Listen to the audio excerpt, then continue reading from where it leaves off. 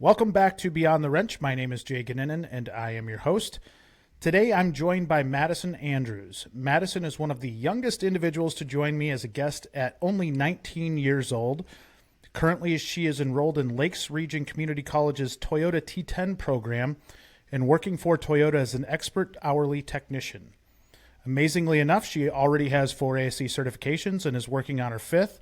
And today, it should be a lot of fun, a really fun conversation. Excited to learn more about you, Madison, and really everything that has led you to where you're at and at this young stage in your life. So how are you doing today? I'm pretty good. How are you? I'm good. I think this conversation will be a lot of fun. We just got done doing a podcast with Adam Bryant, who had been a mentor of yours, still a mentor of yours, even though he's at a different shop now. But Adam's a good guy, isn't he? Oh yeah, definitely. I worked with him for about a year, and then he just headed out to go to a different dealer. But we still keep in contact. Well, darn him. Yeah. So, your journey into automotive is a little interesting. You didn't really have maybe that passion for cars, or know that you had that passion for cars when you were in high school, and maybe that kind of shifted. Give me an idea how this all started. I mean, when I was a kid, I always loved to tinker, like to just like take things apart, figure out how they work, put them back together. I didn't really like see it as a like skill that I could like go into like as a job. Like I didn't put it hand in hand together that was like, hey, like I could go work on cars. I originally wanted to go into the military, and I did a JROTC program. And then I had an open spot in my high school schedule, and there was a spot for introduction to automotive. And I did take that, and that's kind of what spiraled my automotive journey. What did your family think when you were signing up for an automotive class? Did they even really know? I think in school, sometimes you can just sign up for your electives and maybe nobody knows about it. Yeah, I am pretty close with like my parents and like what I do with everything. My dad is about like the main like person that I do go to. He definitely supported me like throughout the way, and no one in my family has ever been like into cars and stuff like that. So he was like, if you learn how to do the basics and stuff, and that's all you want to do, like that's fine, you can do that. But like if you like it, you like it, you can do it. I think that's the beauty in having access to those programs when you're in school and you're a young person, is that you can try different things and see what really fits you, what you're passionate about. I know you like to tinker, but I mean, prior to that, had automotive ever crossed your mind at all? I mean, yes and no. I liked cleaning cars, like for some reason. Like when I was younger, I'd always be like, Dad, I want to clean your truck. I want to clean your truck. Mom, I want to clean off your car. And they were like, yeah, go ahead, like whatever, like clean my car. um, but my dad actually has a 1968 Chevrolet Camaro, and Nice. he never really let me touch it, like in that aspect. But like I was young, and I'd sit in the car, and I'd be like, I'm gonna drive this one day. Have you ever driven it yet? I have. I drove it when I was actually going to get my license. Not on my way to the test, but like when I was learning how to drive, he let me drive it, which is kind of stupid looking back on it now. But and then I drove it to my senior prom. Really? Yeah, it died in the That's parking lot a few times. that's a lot of trust to let your daughter take the '68 Camaro to senior prom. Yeah. That's so. I'm guessing seeing something cool like that, there had to have been some interest from your dad then about cars, having an old Camaro, right? Like Yeah. just being able to at least appreciate how cool they are.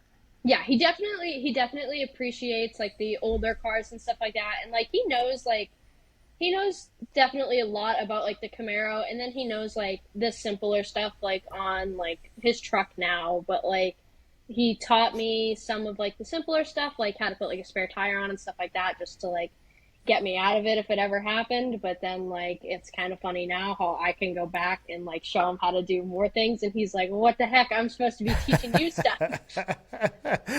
That's great. So when you're going back and teaching him, I'm sure for him it's got to be very rewarding to see, how far you've come from really not knowing much about the industry as a whole, what, 3 years ago, to Yeah. being able to be fully ingrained in it now. Yeah, it's crazy like the amount of stuff that I've learned. Like I have replaced with Adam, I replaced 20 Tacoma frames, and my dad's truck was actually one of them. So like whenever someone asks him a question about his truck, he's like, "Oh, my daughter replaced the frame." I'm like, yeah, it's That's pretty cool. amazing. Yeah. That so was there a point when you get into the automotive class and you're like, all right, like I might want to start taking this a little bit more seriously now. Like this is maybe more than just kind of a fun class to take. This could be something that turns into my career. Absolutely, yeah. When I first took Introduction to Autos, semester long course, so it was about half my school year, and we learned like the very, very, very basics. Like we learned like what jobs are in the automotive field, and we did like a project on it. And then the classes that progressed faster, we got to learn how to do the oil changes, the tire rotations, like the really, really simple stuff. And then at the end of all of that, we got to take apart a Briggs and Stratton lawnmower engine. I'm pretty sure it was. It was either a lawnmower or a snowblower. But that was like the coolest part for me because I pretty much flew solo on that one, just because I asked to. So that really like sparked that, and I was like, I think I want to take Automotive One because that was a 2 year program, and that was a whole year. And then I started that, and then once I started Automotive One, my teacher, Mr. McCarthy, he actually got me a job at Rockingham Toyota in Salem. So that was pretty Wow. cool. Yeah. I How important was that Briggs and Stratton small engine training for you? Because I think to be able to see how things work and maybe on a smaller scale, kind of be able to piece things together as you've translated into the automotive world, I do feel like there's just so much impact with that small engine and what it can do Absolutely, for yeah. you. Like as small as it is, like honestly, if you were to just take that engine, multiply it by four, like you have a four-cylinder engine. Like yes, it's like still carburetor and like things are different now with like direct fuel injection, but you definitely learn like the basics of like how the compression works, how fuel works, like how the intake and the exhaust valves work. It's just like it really like pulls it all together for you because like you hear all about it in the books, but like personally, I am the type of person who needs to like take it apart and be like, oh, like I get it now. Like this is how it works. I'm totally that way too. I have until I actually do something, it's really hard for me to comprehend. I could read it a million times, but until I visually see it, it really doesn't make sense. And I think the cool part with a small engine is it's not as intimidating too, right? Because when you go and you open the hood on a new Toyota, there's a lot of stuff going on in there. Oh yeah. Where if you have a small engine, you can tear into it a little bit and not feel so nervous about it. Yeah, absolutely. Because like they are small enough where you can take them apart, and like how we did it is we had like this big shop table, and we took pieces of like like those big like papers. We'd put those on, and we'd number like which one we took off. Like you took off the gas tank first, and then you put it in an area. You draw a square around it, and you write one gas tank, and then like you take everything apart.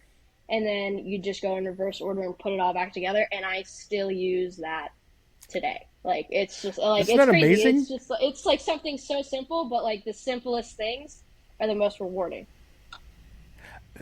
What a cool point there, because I think what your teacher was doing then was setting you up with a good habit, and you probably didn't even know it at the time, but that's something that translates regardless of what you're working on. If you have a sequence in which you're taking it apart, and really, I think it helps your brain be able to maybe memorize it a little bit more and just be organized. I think that's one of the things I struggled as a young technician with was, being organized, not being in a rush to take things apart, actually doing it the right way so you remember where everything's at. And that's a pretty awesome habit to be in at Yeah, such a young age. thank you. Yeah. And you still use it. Absolutely. So if you're tearing into an engine right now, you're gonna lay it out on the bench and kind of make sure everything's in order. Yep. We did it with frames. Like, I know it sounds crazy because you can't really put a frame on the table, but like There's a we lot of me and stuff that Adam goes into a frame.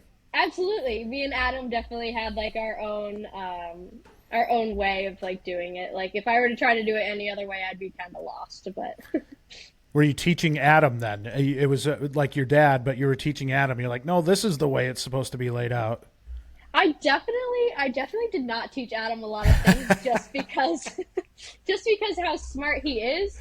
But I definitely think that we taught each other. Like, I mean, he taught me a lot more than what I taught him. But I definitely think there was like some things that I taught him. So when you're tearing into this engine and you put it back together, did it have to run once you were done putting it back together? It did actually, and if you didn't, you'd get, I think it was like out of 100 points, you get like 10 points off, and then you'd have to take it all apart again. And then if you got it back together and then it started to run, then you get like the credit back. But uh, my teachers, Lee Key and McCarthy, they were like, well, if you get it, like you listened, but because we went through it step by step, so it's really just all like paying attention, going by the steps. It's just like pretty much every car manufacturer's or every independent dealer, like you get the instructions on how to do it. If you don't listen to the instructions, you can mess it up. If you listen to them, you're most likely okay. I, it's so simple, but I think, and this will be what I'm interested in learning about as we talk about your day to day in a shop, is being able to take what you learn in school and actually apply it in the shop, and how that functions. But before we get to that point, I do want to talk about your transition to your T10 program and really how that looked. So you go through, you have your shop class, you learn that this is something that you're really, really interested in. What brought your attention to the T10 program then? So when I first started at Rockingham Toyota in Salem, that's when I actually first heard about the T10 program. Just because one of my coworkers that I worked with, he was a recent graduate of them. But that's all I really heard about it from there. But then the New Hampshire Auto Dealers Association would come into my high school class all the time, and they talked to us about like the programs and the dealerships, and like they pretty much just offered like free money for scholarships. So the NHADA is like a really like cool organization in New Hampshire. Like that will It get you is. like going.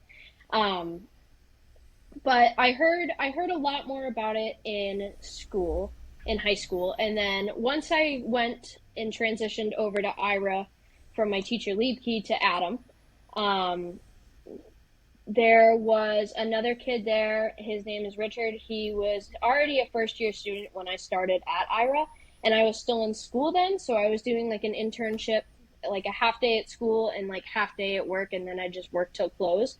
And then Adam would kind of drill into me like, hey, like you should do this. You want to do this? And I was like, you know what? I do want to do this.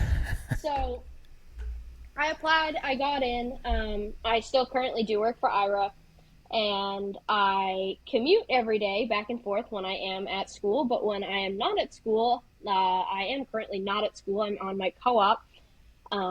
I go to work every day, pretty much every day. And what's the gap there? What is the amount of time that you're in the shop versus in the classroom?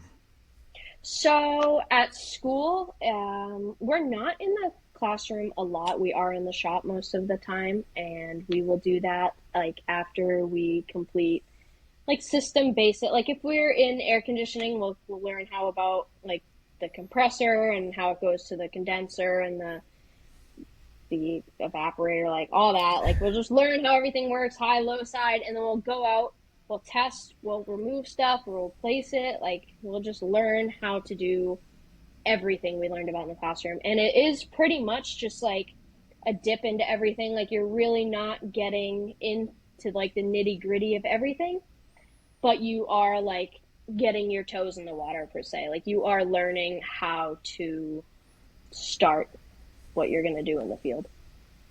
Interesting. So ultimately, you get into this program because you had an instructor that helped you get into a dealership, which then turned into you getting some information about T10, whether it was from the New Hampshire Auto Dealer Association or through hearing it from another coworker. When you were going into the shop, had you looked at any other types of programs or any other different types of schooling prior to going into a dealership? So, what I originally wanted to do before I did automotive, which I wanted to go into the military, I also wanted to go into criminal justice because I wanted to be a Mm. military police. So I was looking into other colleges to do criminal justice, but other than that, I was looking at all the other community colleges in New Hampshire, and I was looking at like the general auto program because I knew that Toyota was really what I wanted to do. And if I didn't get into the T10 program for some reason, then I wanted to stick with general and I wanted to work my way through Toyota still, not with any other company. That is cool. What was the draw to Toyota? Um, I honestly don't know. I think I'm just biased because my dad has a Tacoma, and then like I've seen all these videos and stuff like that where it's talking about like Toyota being a really reliable car company, and I've heard other people talk like about Toyota's reliability and like all that stuff. So I was like, I mean, if I'm gonna work on a car company, I might as well work on ones that people like. You saw the lady in the commercials and how nice she looked, and you're like, hey, you know Jill, what? yeah, Yeah. That sounds like a career I'm going to pursue. Uh, absolutely. so you get into the program and you're going through T10.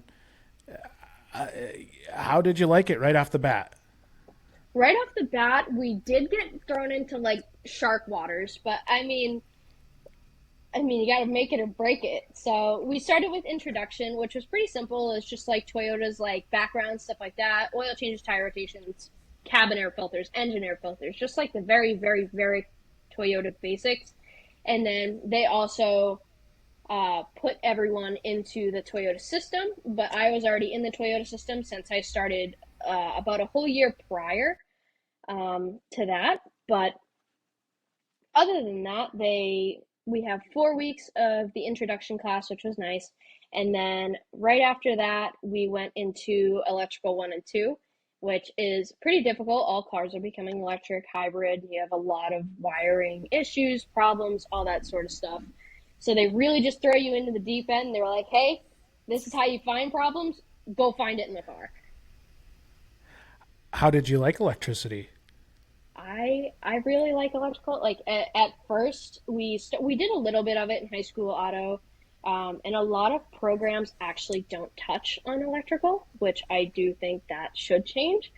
But I think the high school programs are getting there. But I personally did not understand it, and the very, very basics I did, like on the circuit board that I would understand, but like once you got to the wiring in the car, I was like 100% lost. Like there was one day I called Adam and I was like, I need you to explain this to me or I'm gonna lose my mind. I'm like, I need help.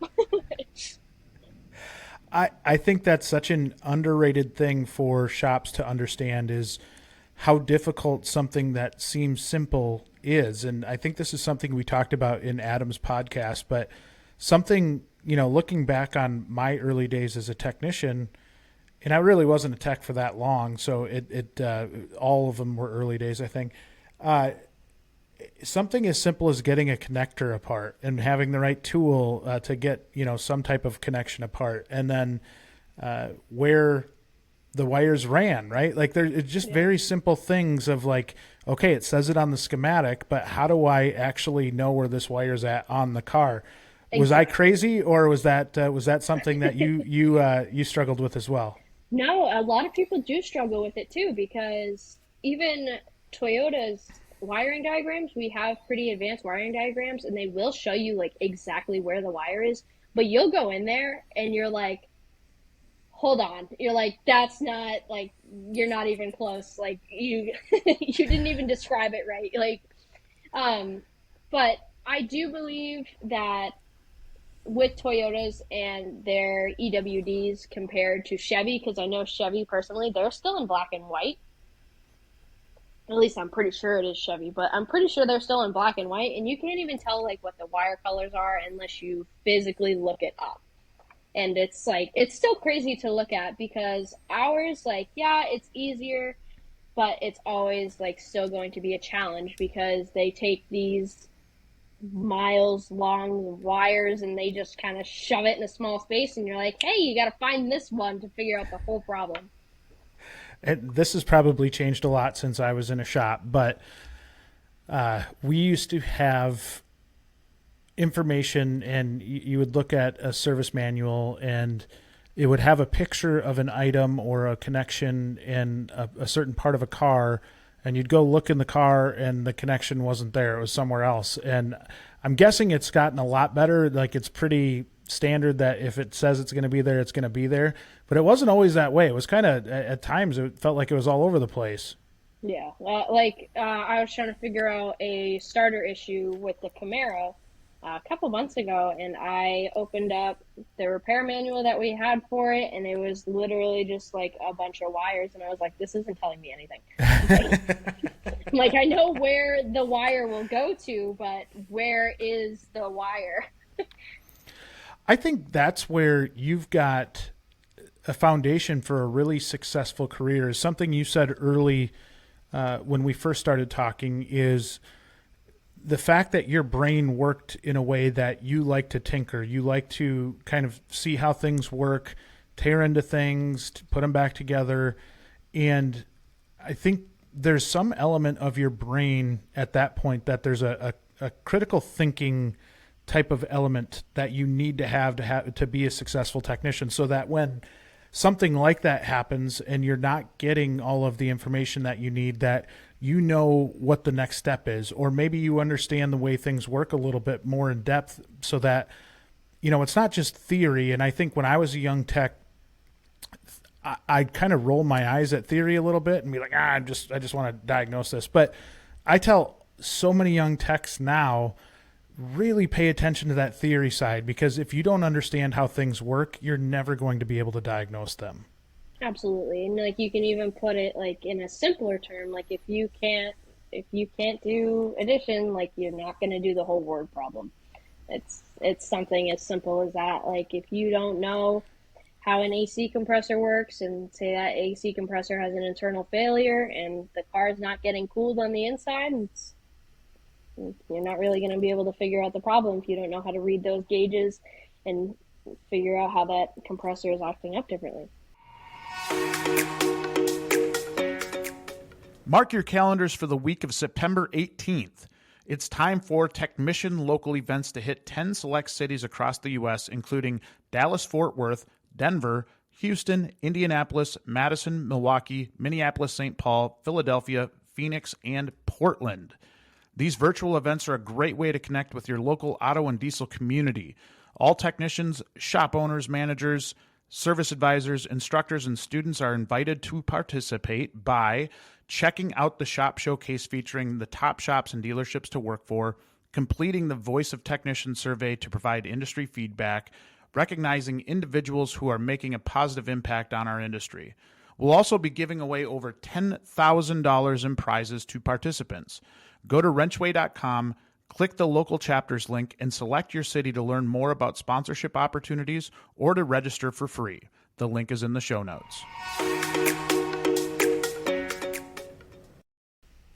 Was it hard for you at first, like, say you hook up a scan tool, is it hard for you to not go like word for word in the manual, and then, to be able to maybe understand in a greater capacity as to why they have it laid out the way they do? Or I know a lot of young techs get stuck in the habit of just going through the troubleshooting tree and not really thinking about why they're going through the troubleshooting tree. They're just kind of whipping through all the steps. What's your mentality going into something like that? So I never really started diagnosing things until I did start with Adam, because when I did work at my previous dealership, I was a lube technician, so I was doing the oil changes, tire rotations, all that. But when I did start with Adam, he is very by the book with most things, and he drilled it into my head that you need to read, like, you need to take in the information, like, they already know this is an issue. Like, that's why this code is a thing. Or this TSB is here, and they Right. know what's going on. So you have to read it. You have to take in the information. And then maybe when you see this problem later, you'll know exactly what the problem is. And you could diagnose it faster. You could make more money out of it. And you have to take in as much information as you can. How did you view being a lube tech? I personally did not mind it. I know a lot of people my age who do mind it, and I honestly just took it as a learning experience because if it's something that I can do and that's something I can get wicked proficient at, yes, they might keep me in there a little longer because I am making them money with how fast I am doing certain services.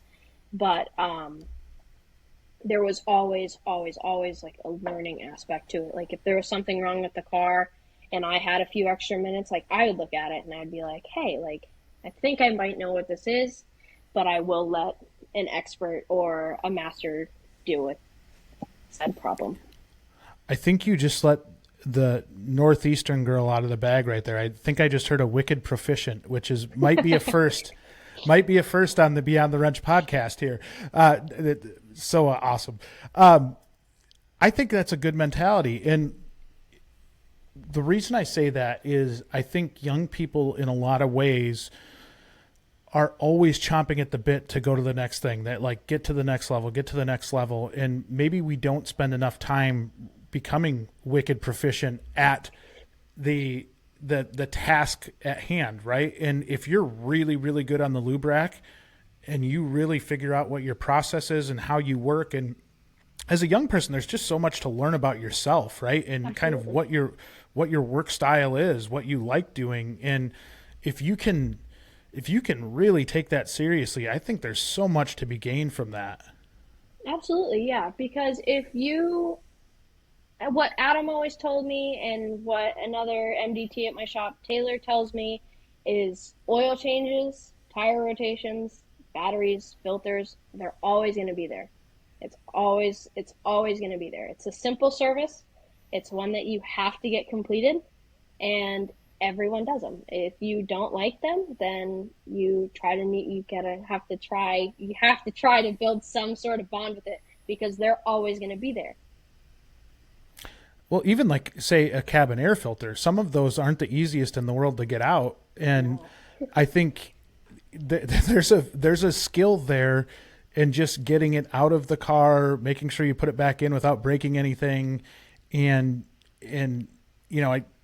you're seeing more and more cabin air filters being replaced, I think, as more and more people get awareness of what they actually are. But you look at a simple skill that seems like a simple skill, but until you're really good at it, you can break stuff.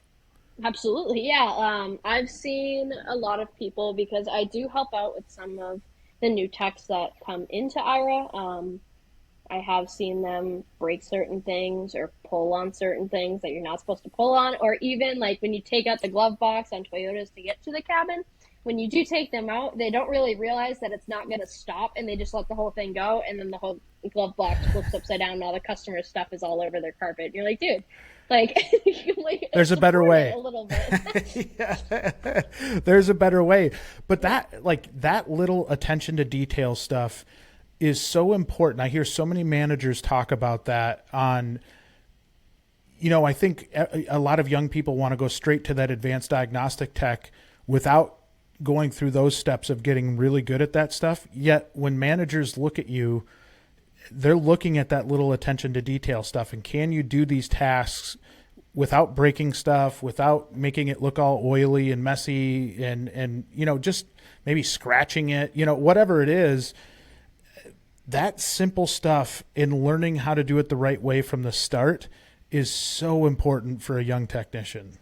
And once dealers see that you can do that stuff on your own and you are proficient at it and you can get that stuff done, that's when a lot of good dealers will start giving you a tad bit bigger things like brakes, concerns, noise concerns, and then you just kind of go up from there. You have to be proficient at what you're doing before you can go up, and that's something that I've had to learn, and that's something a lot of people have had to learn, but once you get there and you understand, hey, this is why that happened, then you will understand why it happened.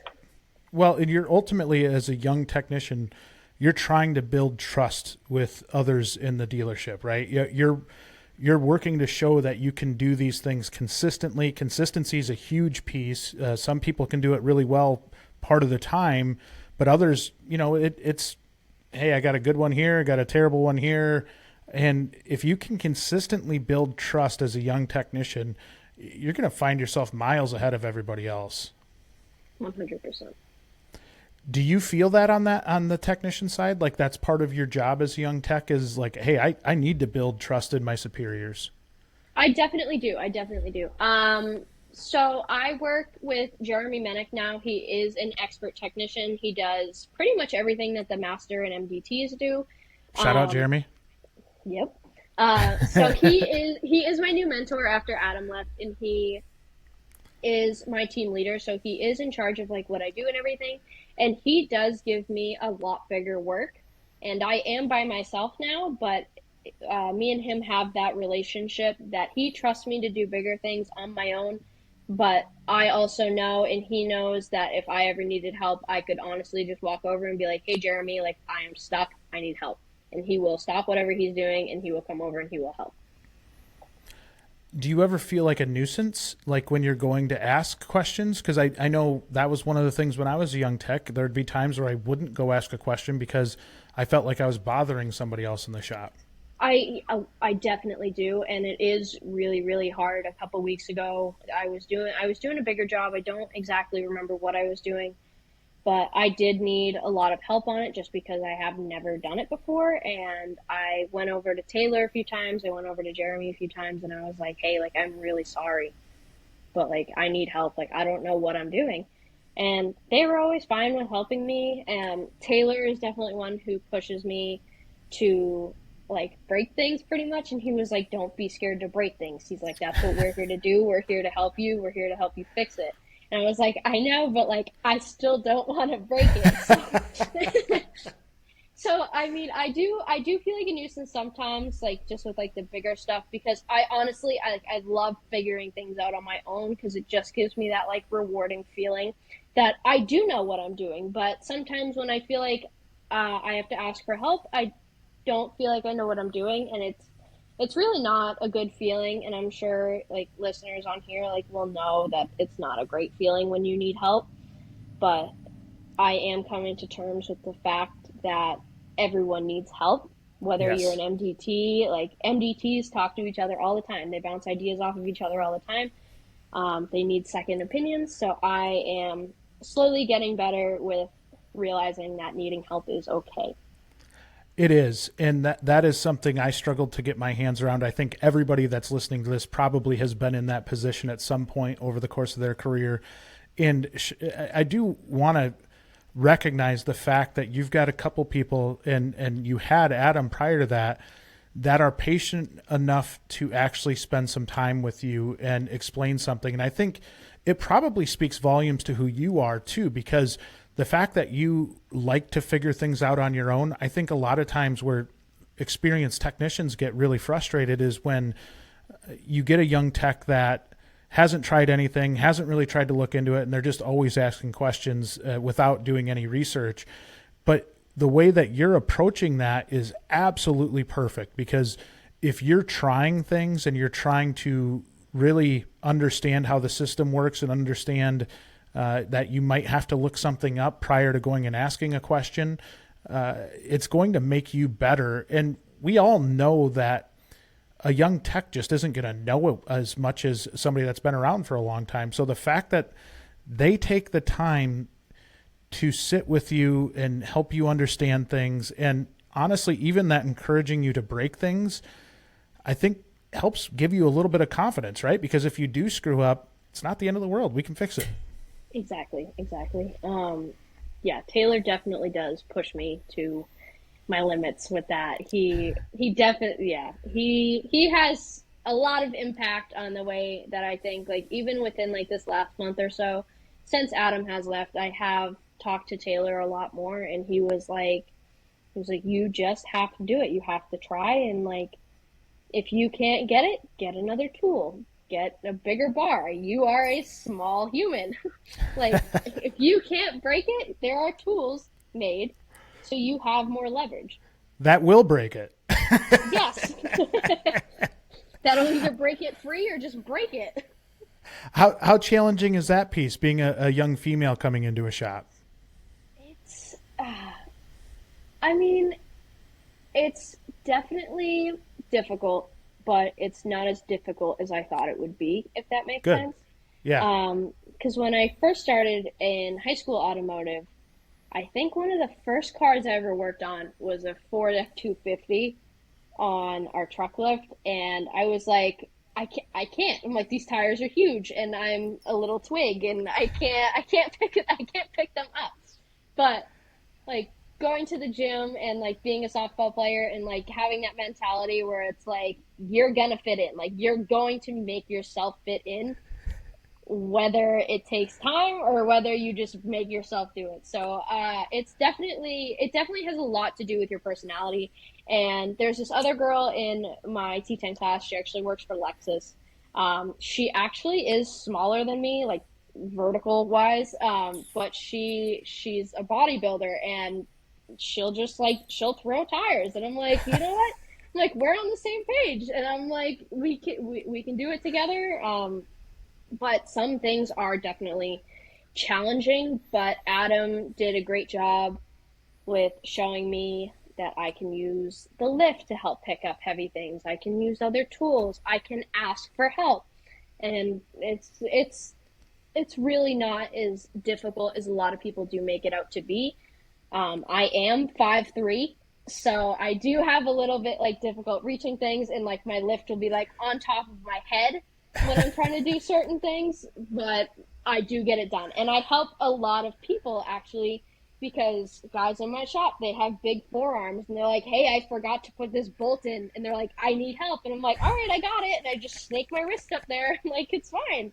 Like, you guys help me. I want to help you. And if we keep doing that, I'm happy. You're happy. It works for It me. benefits everybody. Yeah.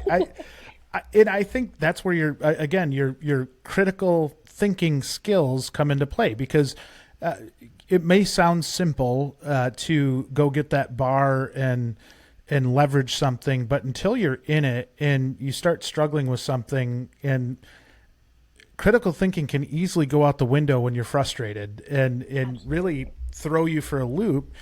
And so the more you can kind of condition your brain to look for solutions and really look for ways to make it better, I think being a smaller person, you'll learn things over the years and ways to do things that make it easier. And it just comes with experience, right? The more you see something and the more maybe you see other people do it, something will trigger an idea, and you can make a tool to make it easier for yourself, or make a piece of equipment essentially work for you.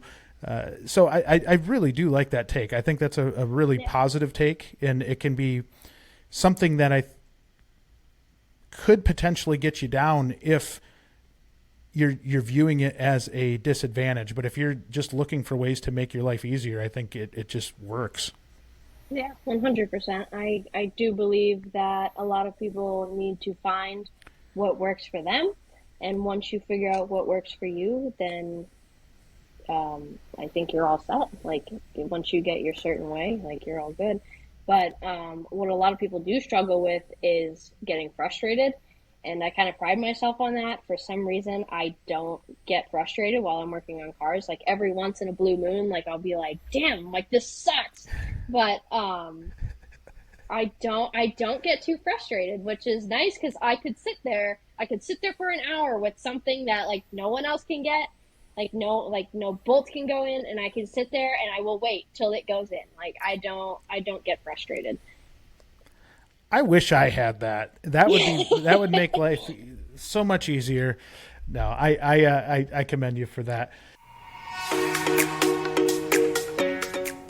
Technicians, have you checked out WrenchWay yet? WrenchWay is a free online community for automotive and diesel professionals. Whether you're looking for a job or not, WrenchWay makes it easy to explore new opportunities, stay up to date on what's going on with the auto diesel community in your area, and help improve and promote the technician profession. Check out all the job details you care about before you apply or interview with WrenchWay Top Shops. Open to new job opportunities but don't want to apply yet? Create an anonymous reverse job post and let shops reach out to you. See what's going on in the industry and in your area through WrenchWay Shop Talk. Join the WrenchWay online community for free by visiting WrenchWay.com or by downloading the WrenchWay mobile app. Links are in the show notes. I want to talk about the importance of a mentor, and really, you've now had, 2 or 3 different mentors since you've been in the automotive business? I have had, I want to say 4. Maybe 4 or 5. When I first started at Rockingham, I had a master tech. His name was Brian. I worked with him for about 2 or 3 months, and then that's when I moved over to as a lube tech because I got my maintenance certification. So they wanted people with maintenance certifications to be in the lube bay, which makes sense. And I had a mentor in there. His name was Jeff. I worked with him for about 9 months, right up until I left. He was either a master or a master diagnostic, but he was there with me till the end of my Rockingham phase, I want to say.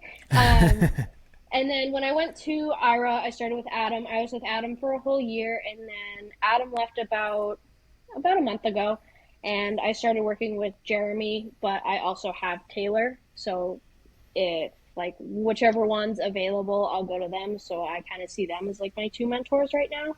Yeah. So I've had about 4 or 5, but they were all an important step in my career. I've learned something from each and every single one of them, and I see it in the way that I do things every day. So let's dissect them a little bit here. And the reason I want to dissect them is to understand what a really, really good mentor looks like, right? And I'm guessing each of them had their own style and different ways of going about business.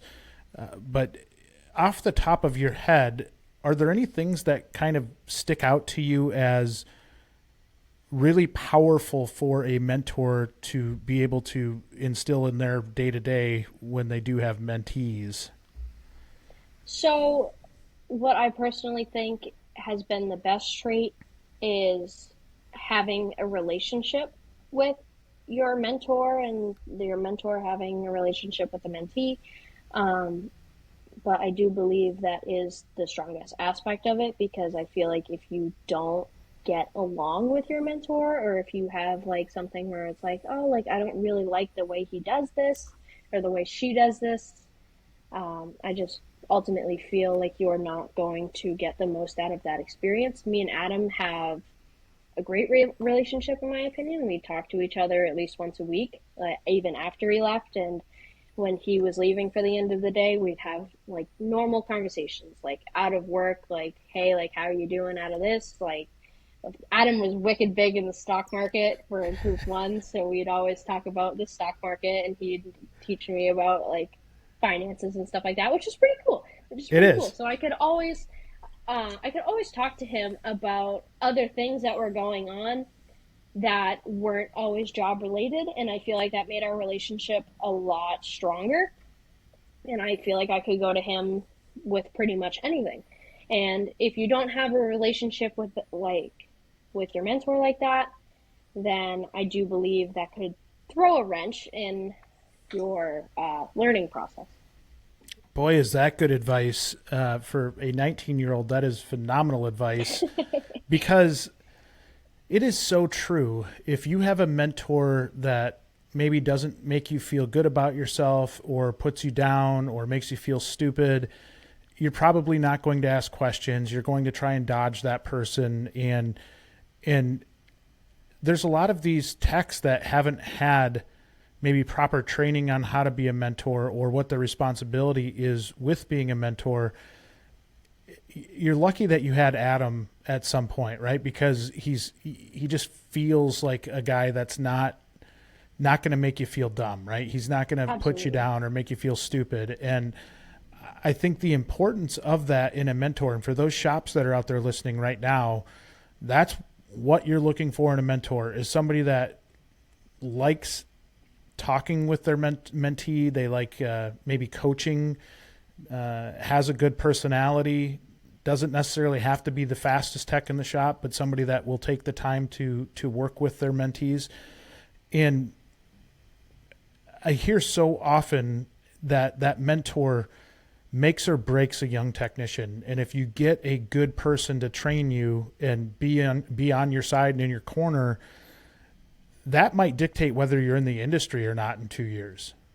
That actually did happen to me with one of my mentors. I'm not going to name them, but that did happen to me with one of them, and I was honestly about to leave the automotive world just because of like some sort of treatment, and it was simply because he did not want that position. He did not want to waste his time per se, because the flat rate world, they don't want to waste the time taking it out of their day to help younger techs that are learning. And I do feel like that is definitely getting better in the automotive world, but it is still there a little bit, especially in the older generation of the techs that we do have. But I've also had the opposite side with that, with Jeremy and Adam, where they're in my corner and like they are there to defend me. They are there to show me how to do things. And yes, they are flat rate, but they also thoroughly enjoy teaching, which has also made me want to do the same thing. Like when I get to that level, I want to have a little mentee, and I want to show them like the rights, the wrongs, and I do want to have their back. Like I want to show them how to be a good tech, and I want to show them how to use their time wisely and all that sort of stuff. My goodness, what a great point. I think, so many things to unpack there, because you talk about, we talk about culture all the time at WrenchWay and with shops and how important that is. And you just went through two different phases of culture. One where you had somebody that didn't want to be a mentor, was being forced to be a mentor, and it showed in a way that almost pushed you out of the industry. That happens every day in our industry. That happens in shops all across the U.S., and we have to stop that. We cannot allow that to happen. And if you've got a good tech that just doesn't want to be a mentor or isn't a right fit, stop trying to force them into that role. That's just not their style, and that's okay. Like, we just need to find the right people, like an Adam or a Jeremy or whoever it might be, that actually does care about young people and wants to see them succeed. Because the more we can do that, it creates that culture that you just talked about, where you had somebody take you under their wing, train you the right way, and now you want to do that for the next generation as a young technician.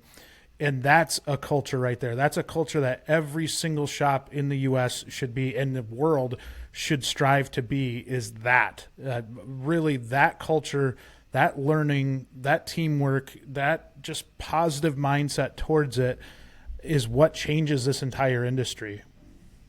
Yeah. What I do think a lot of dealerships or independent shops need to do, if like they have a younger tech or an unexperienced tech coming into the field, I definitely think that they need to have a sit down with whoever they want that person's mentor to be. And I honestly think there needs to be like some sort of interview process for that, because if you truly don't want to teach the younger generation, like that is going to show. And if that shows, then that new person coming in, like they might not feel like they are worth it, and they might not feel like they are going to get their help that I have. And it could be very damaging. You're going to push people out of the industry that way. And that's what we see day in and day out with our industry. And it's one of those things I feel like I'm always shouting from a mountaintop that we need to build better culture, and we need to have better mentors in the industry. And it's still a struggle. And I think it's because people don't pay enough attention to it. And by doing that, and just maybe from a shop standpoint, it's really easy to sit back and say, I'm just going to go try to hire experienced techs. I'm going to try to find that A-level tech all the time, that diagnostic tech all the time. But if they're not out there and you've got to raise your own, like, you might want to start taking this part a little more seriously. Yes, absolutely. Because honestly, if you think about it, the way that those experienced techs got there, the way that those MDTs got there, the way the masters got there is through being that new person in the shop. And if you don't let those newer people come in the shop, whether that be to just help out at first, whether that be to shadow, or just be like me, get put into the quick lube bay or get put with a mentor, like that's where everyone starts.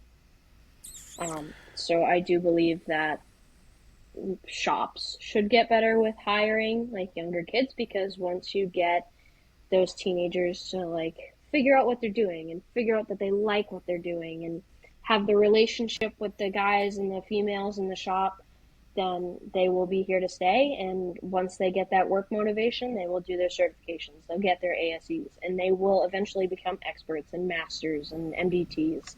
But you just have to put the time and the effort into helping them. Couldn't have said it better myself. What do you see for the future in your career? What are your aspirations? What do you want to get to? So I graduate T10 next April or May, and I am one of the first females in New England to be on track to be the first female Toyota MDT. So I do get a lot of push from corporate and like my dealer and my school to keep working, keep pushing on all of that.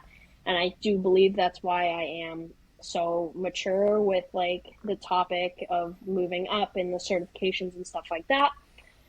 But when I graduate T10, I believe it's 2 years away from that, I will be at my tenure for 5 years. And that will put me at master level certification if I have A1 through A8. And I have A4 through A7 right now. So I do have 4. Good for you. Thank you. And I am working on A1 right now. So once I get all ASEs, A1 through A8, and my 5 years for Toyota, I will be a master. And then once I get L1, which is the advanced engine diagnostics, I will become an MDT. So in theory, I could be a master diagnostic tech within the next 2.5 years. But honestly, that's not my goal. I want to be able to take in as much information as I can. And then once I'm ready, I will absolutely try for that. But if that's what everyone really wants me to do, if that's what everyone wants me to see, and I still have the support on my shoulders for like the help and all the technical trainings and all the information, then I will do that. It's just like that's an even trade for me, just being able to still have the help on my shoulders and everything, because I believe no matter what your certification level is, the experience is what matters. And I personally think that 5 years of experience while being in high school, being in college, not being there full time isn't enough. Like there's a lot to unpack, and Toyota models are changing. Everything's changing. Everything's going to hybrid. Everything's going to electrical. I just don't feel that 5 years would be enough. But that is, we'll see where that takes me. a very mature take on your part. I think being able to see beyond the education and show how much that experience means, it speaks volumes about you. And I truly believe you're wise beyond your years when you say that, because I don't think every young technician sees it that way. And I do give you a lot of credit for that. I also give Toyota as an OE a lot of credit for how structured they've made this and how structured they've made that approach. So, you know, in 5 years, this is where I'm going to be at. And I think it always gives you something to strive for and something to get better at. And I don't know that every manufacturer or every shop, I know it, not every shop is that way. But it's, you know, we have the fortune of working with pretty much all the OEs at some level. And Toyota does it as good as anybody. They really, really do. They have a phenomenal program. I think it gives you understanding as to what the path is, and it's pretty clear, right? It's not, okay, I don't have this ASE, so I'll still get there. It's no, you have to have those ASEs to get there, and just to know that you're going down that path. Assuming that path is pretty important to you, and seeing how that's laid out. I do truly believe that it is important, and it is super, super helpful to see like what I do need. And don't get me wrong, I 100% I want to be the first female MDT in New England. Like that is definitely like cool. Such a crazy idea to me that like I am the first one on track to do that, which is still mind blowing. And like I hear it about once a month, and it's mind blowing every time I hear it. And I still want to do it, but I want all the information. Like I want all the information before like one of the younger ones come up to me and they're like, hey, I need help with this. And I'm like, I'm an MDT. I'm supposed to be the best in the shop, but I don't know. But so as long as I get the information, as long as I get help from my dealer and Toyota and the corporate and our field service technician, like I would 100% be comfortable achieving that if I have the support I have right now. You're well on your way for that. I don't think you're going to have a problem getting there. I think your perspective and how you're looking at things, like I mentioned earlier, is beyond your years. You've done a really good job at, I think, putting yourself in a really good place and setting yourself up for a lot of success. And honestly, you mentioned something there that I think is really important, which is showing that a female can do it and showing that, you can be the best in this profession and not just, I think that's how you look at women differently in the shop, right? If you see a woman out there kicking everybody else's butt and they're just doing a phenomenal job, you need stories like that to be able to really, really kind of maybe break that barrier wide open. Yeah, there are a lot of different like opinions from customers and stuff like that. Like it's mainly women who I'll see and they're like, you're doing this? Like, you're okay with doing this? Like, you're going to get hurt. And I'm like, no, like, I'm good. Like, I'm okay. But like a lot of men that I see are like, that's cool. Like, you know how to do that stuff. Like, that's awesome. Like, I'd let you work on my car. And I did this speech for our career technical education program at my high school when I was a senior, and there was a guy who came up to me afterwards and he was like, can you work on my car? Like specifically, he was like, hearing like what you've done and stuff like that. He's like, I kind of want you to like figure it out. And I was like, that's so cool to me. And I'm pretty sure it was like a Ford. And I was like, I was talking about Toyota, but like, if you really want me to, I can look at it. But it's cool. Like you definitely get mixed reactions. You definitely get some negatives, but even men in the field, like they will get negatives. It's not just females who get like the bad word for it. Like it happens to men all the time too, and I hear about it all the time. It does. I give you a lot of credit for kind of battling through that. I'm sure it won't be the last time you get some comment, but I think you have the mentality that you can get through that. And I don't think I can overstate how important those mentors were to you, how important your mindset is going into it. There were just so many lessons over the course of this podcast that not only young female techs could take as advice to make their lives better, but that experienced tech of any age, race, sex, doesn't matter. The advice that you had here was phenomenal. You did such a good job of laying this out. And I think hearing it from your perspective as somebody going through it and coming up in the industry right now is so important for everybody to hear, because we as an industry need to get better at a lot of things. And you laid them out very eloquently over the course of the podcast, and just really appreciate you taking the time today to do the podcast.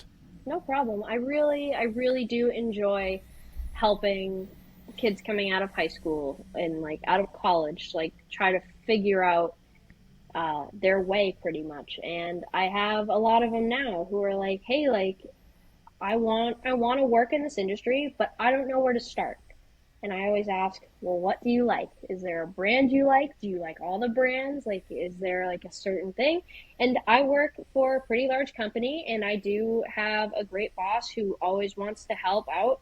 And especially at like the high school level, we have a lot of different dealership brands. We have Mercedes, we have Audi, we have Ford, we have everything.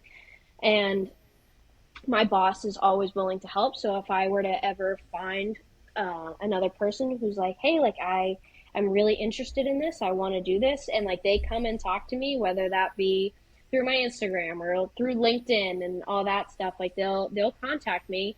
And I have helped a few people get a job. I'm actually helping one right now get a job at my dealership, actually.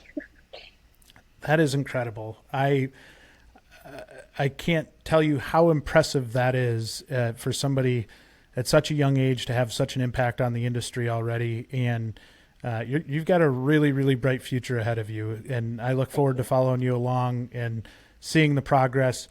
Really special shout out to Adam Bryant. He's the one that made this happen, mentioned your name and spoke pretty glowingly of you. And after going through this podcast, I can see why. You are just awesome, and it was an absolute pleasure to sit here and talk with you.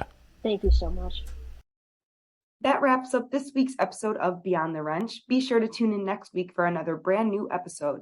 As a reminder, don't forget to rate and follow Beyond the Wrench on Apple, Google, Spotify, or wherever you listen to your podcasts.